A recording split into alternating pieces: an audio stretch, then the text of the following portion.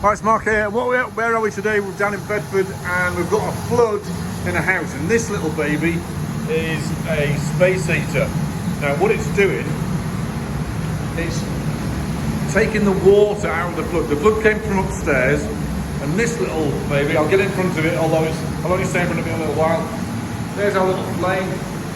It's got this room at about 35 degrees, which is evaporating the water. So we don't use humidifiers in flooded buildings.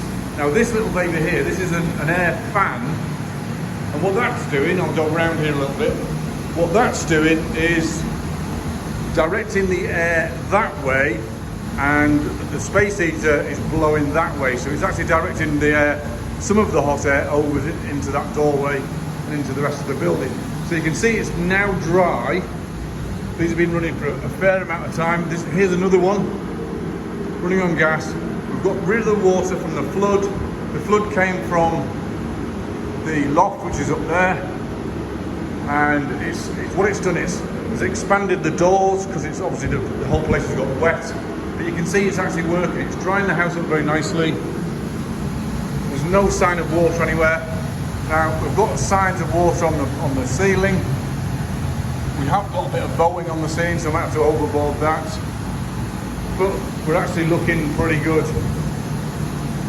And she's doing a little belt out. So Devil 3000 space. It's a beauty. It is a big one.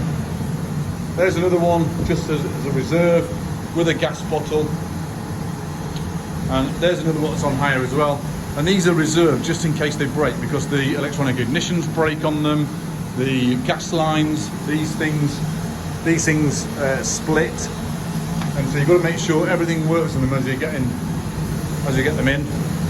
So we could have another 10 hours blowing, and then we'll have a dry house. So mark out.